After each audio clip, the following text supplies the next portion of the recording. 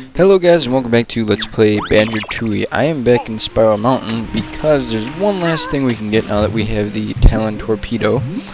There is a little kazooie faced rock over here that we can break, and there will be a Jinjo in here that we can get. And it is a blue Jinjo, so we now have 3 out of the 7 of them. And that will actually complete Spiral Mountain. There's nothing more that we can get in Spiral Mountain unless you're counting Cheeto Cheats, which I will get more towards the end of the game. But for now, we are going to go back and we are going to battle Klungo, and then we are going to move on to Pterodactyl Land, or at least that is the plan for this video. And either after Pterodactyl Land or maybe in the next video, we are going to actually be doing sort of a little extra side quest sort of thing. I could do it in this part, but I really kind of want to get started on Pterodactyl Land. It might actually be in the middle of us doing Pterodactyl Land, depending upon what I get done when and how.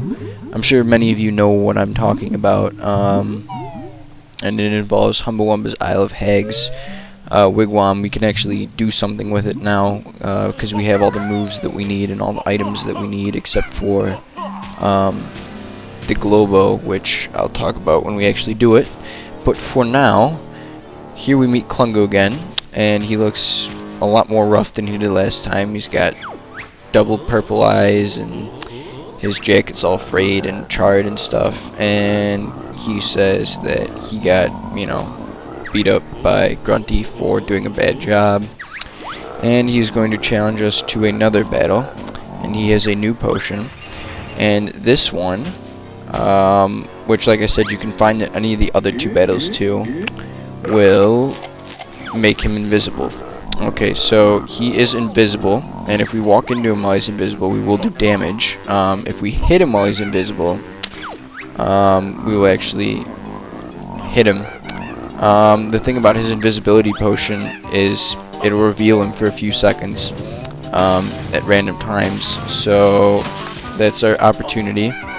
And interestingly enough, he will move pretty quickly after the force field goes away, so you can't just stand there and hit him like we did in the last time. Really, you can only do that with the growing large one because he has to grow large before he moves. In this, he starts moving as soon as the barrier is gone. But we do have 2 hits on him. We just need 1 more. And if I can find him, we will get that hit on him. But I have no idea where he is. Eventually, he'll reveal himself. Yeah, the invisibility potion is the hardest of the Klungo ones to do. And if you don't hit him for long enough, then he'll start throwing potions at you regardless. And we hit him again, and evidently we need 1 more hit on him. But that shouldn't be too bad. Like I said, now that we've done the big and the invisibility, his last potion won't actually be that hard.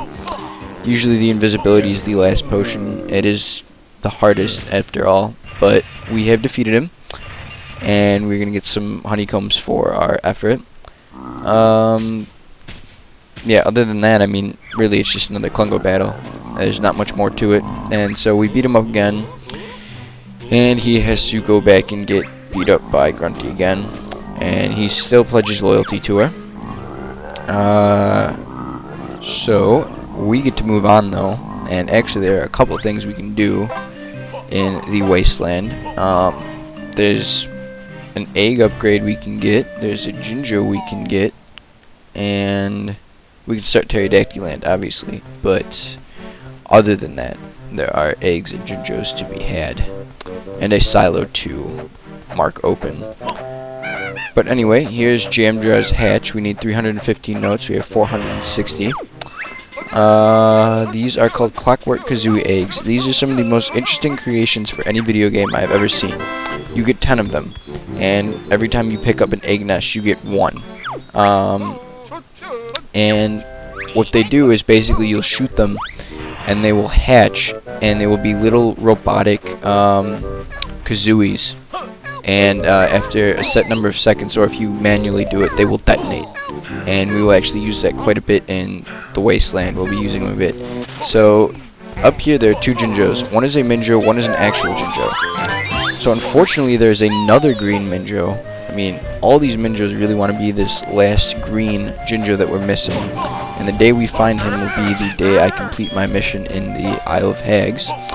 But anyway, we get another purple Jinjo, and we are going to start Pterodactyl Land, even though we're already 5.5 minutes into this video, which is really unfortunate how fast these videos are going. Anyway, we have a warp pad right by the entrance here, like we usually do. And I'm going to grab some more grenade eggs, even though we probably don't need them. There's a lot to do in this mission.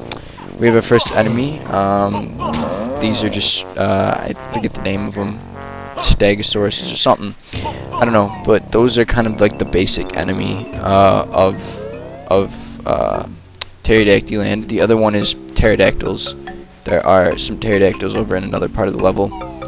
That little passageway you just saw there kind of doesn't serve much purpose other than seeing the inside of the mountain and meeting this guy who's going to hit us. And he will explain that we will never get the Jiggy from the Rocknut tribe, and they have big tough armor. Yeah, we can't do anything about it now, but if we are to switch to Clockwork Kazooie eggs, shoot one up over him and into the opposing wall. Jamdars will explain the controls of the Clockwork Kazooie.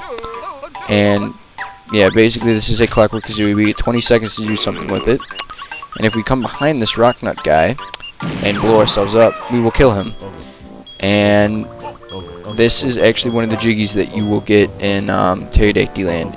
There are 5 Rocknut tribe members throughout this level, and they're gonna protect their backside quite well. Like, you can't actually get to it as Banjo-Kazooie, but in every instance you can in fact do something about it with a Clockwork Kazooie egg. We are going to keep moving around for now.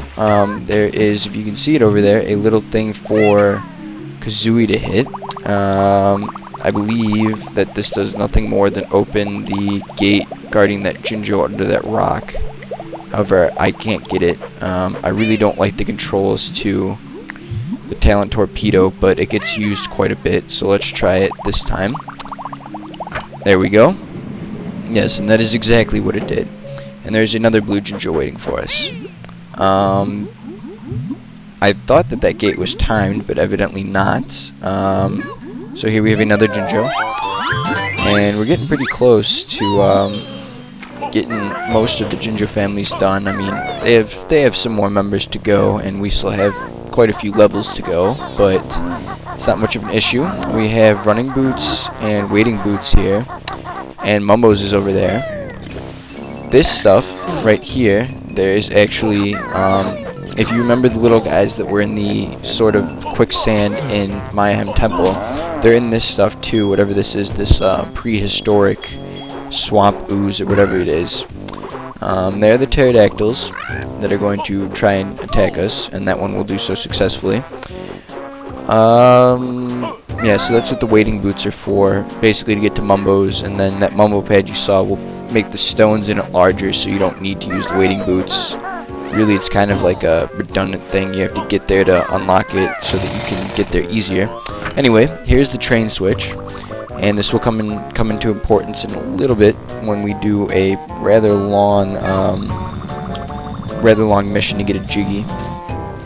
And it's definitely not going to be done in this video. It might be done next video, but I even doubt that. It's really long and annoying, and like possibly the worst thing ever for trying to do an LP. Yeah, I gotta say, if there's anything more annoying when trying to do an LP than stuff that takes more than like a minute or two, it's recording failures, and I have to say I've been getting quite a few of them lately. But enough of my problems. If we come around here, there's another Styracosaurus. There's some stuff to do as Humbawumba's transformation that we're not going to deal with yet. I am trying to find one of the 2 moves we can learn here. And those are more springy step shoes. And here we are going to go get that Jinjo and go get and defeat that Rocknut guy. Basically, there's a series of passages along this wall, and the ledge above it that you can walk Clockwork Kazooie eggs through, and eventually you'll get to either a Jinjo, and you'll get that Jinjo, which happens to be a black Jinjo in this case, or you end up behind the Rock Nut guy, and you can get rid of him too. So that is another member of the Rock Nut tribe gone. We're gonna go get that Jinjo though, so gotta shoot another Clockwork Kazooie egg. Really interestingly enough, these things won't be used that much in the game. They're used a lot in this level. They're used a couple times in future levels, not often though. And I don't really mean to give away a spoiler, but they are used in the final boss battle. But then again, a lot of things are used in the final boss battle. Anyway, we are trying to get that Jinjo. There we go. Got that Jinjo. That is 5 out of 9 of the black Jinjos. We are now over halfway, if you want to talk technical numbers. And with nothing more to do with that Clockwork Kazooie, we are just going to blow it up and move on with our lives. We have 4 minutes left, and I'm not quite sure what all we can do other than go get a move, which I plan on doing, but I was thinking maybe there might be something else. There's caveman politics that we will get into later. There are 2 tribes of cavemen here. Actually 3 tribes of cavemen if you include the Rock Nuts. And 2 of them are fighting, and there's a whole series of things we have to go through and come from other levels with moves we learn in future levels, and it gets all sort of complicated mess. But anyway, there are 390 notes required for this move, and this is the Springy Step Shoes.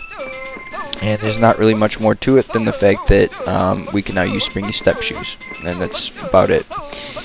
And Springy Step Shoes aren't actually used all that much in this game. They're used a couple times in this level, once in Glitter Glitch Mine to go get a Jiggy, and then probably once or twice in a couple future levels, and that's about it. I mean, it is one of the most useless pairs of shoes. I'd say it's probably the most useless pair of shoes next to the clamber boots, or whatever they're called. The ones that stick to the walls that we saw in Witchy World that we do not know how to use yet, nor will we learn to use yet. And I forgot that the flight pad isn't here yet. I don't know if there's much else we can do. We can probably go to the train station though. And the train station is, I think, up over here, although I'm not sure. This might be the Styracosaurus family's cave, although I don't think so. And it is. Okay, so this is the Styracosaurus family cave. We'll be coming back here later for that long mission I was telling you about. Basically what it is a series of things we have to do to help that family out. One involves a long train quest, one involves Mumbo, and another involves something else that I don't remember right now. Possibly a move from a future level or something. I don't know. I'm pretty sure we can get it this time around. That's a Minjo though. What I did come here for though was to try and get this Rock Nut guy. So we're going to shoot a Clockwork Kazooie egg over here and walk behind him and blow him up. And that is about all the more progress that we are going to make for this video. Oh, and you can make it over here. Never knew that before. Anyway, that's going to be it for this video. We've already opened the train station. There's nothing else we can do here. So I will thank you guys for watching.